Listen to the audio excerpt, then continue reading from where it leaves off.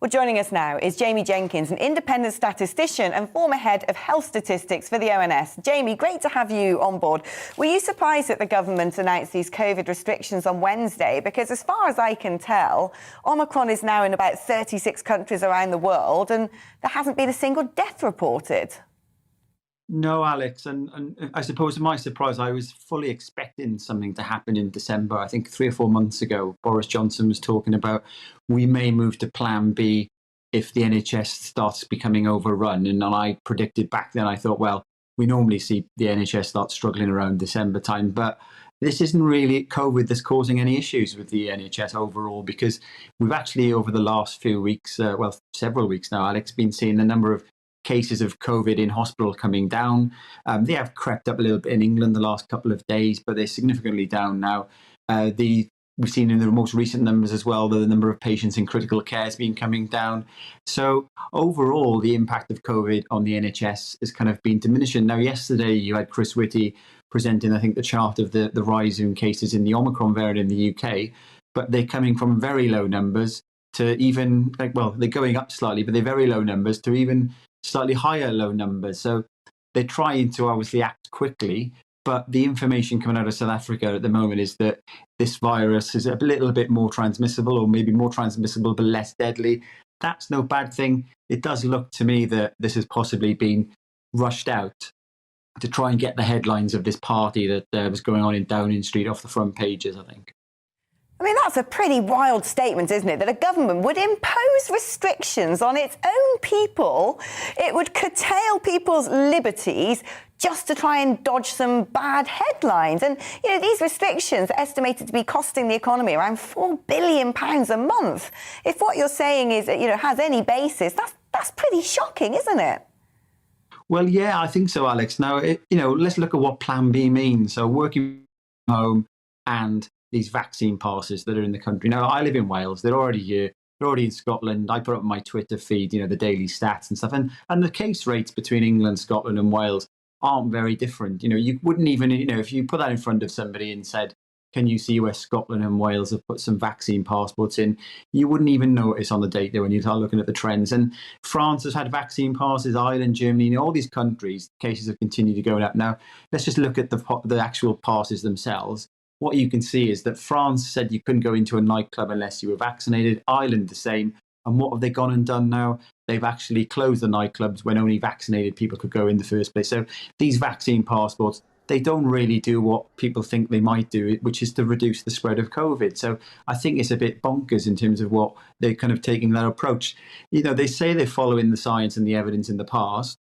It's quite clear that's been thrown out the window, Alex. And it's just shocking that I think this is probably going to be enforced now until at least March, these restrictions, because I would expect COVID patients to go up over Christmas and into the new year. Only reason being, Alex, this is a respiratory virus. And when you're testing as many people in the UK as we are, you are going to pick the cases up, and then some of those will end up in hospital. But it's 60% lower than this time last year, and deaths around 80% lower than this time last year. So this is not the same pandemic that we were in last year, but the rhetoric coming out of government and from SAGE is that, this kind of deadly Omicron, which we don't know, is going to take over. And I think it's causing a lot of mental anxiety issues across the country. Yeah, no, I couldn't agree more. And it does seem staggering to me. Every year we know we have a crisis affecting the NHS. That's been happening for decades now. Do you think the government's now invented a big button that because there's always overcrowding and crises in the NHS every winter, they can just hit that button and say, right, that's it, everybody stay at home? I think so, Alex. So I've seen some medics posting on social media saying that cancellations of cancer treatment because of patients of COVID in hospital. Now, did a quick Google search today, typed in 2019, cancer cancellations, Guardian article. Before COVID was even here, bed shortages have meant that going into the winter, bed shortages mean cancer operations have been cancelled. This has been going on for a long, long time. But now COVID's arrived. People are just jumping on this. Oh, well, we've locked the country down last year.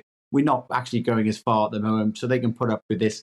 Not even ruling out mandatory vaccination. I've had 2 jabs of the vaccine, and But I'm dead against, obviously, mandatory vaccination. Boris Johnson shouldn't even be talking about having a conversation about it. It should just be straight, no, we're not going to go down that road. So, the boosters are having a big effect at the moment, Alex, in terms of reducing the number of cases in older people. That's how we've managed the flu in the past.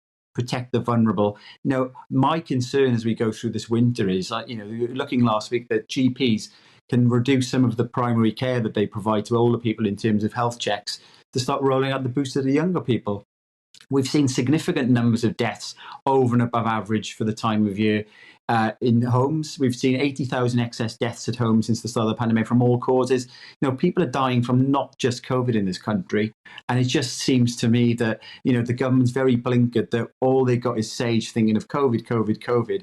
We've got to think of everything rather than just one thing. Does it make sense to you why the government would give the advice to work from home, but then at the same time say, oh, no, you can still have your parties, go on, still have your festive fun?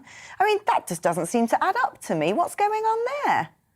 Well, I think it's just in part the kind of the confusion about some of the mixed messaging we've had over the last 18 months. Now, you think people are saying, yeah, don't go to the office, work from home, but if people are going to follow that now, and they won't be going to offices, so obviously they're not going to go out to the Christmas parties. So I feel for the hospitality sector in all of this, because there's going to be swathes of cancellations of office kind of parties that have been booked into restaurants and pubs over the next kind of 10 days. They're all going to be cut by the wayside.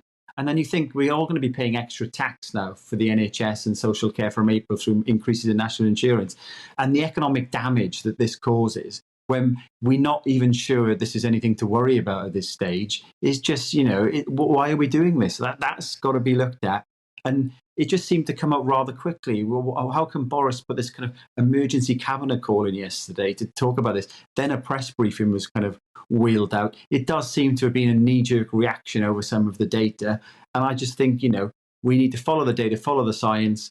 But I think this is an overreaction. And I don't think, Alex, whilst it imposes the restrictions in England, it will have any material effect, because it's not doing that in Scotland and Wales.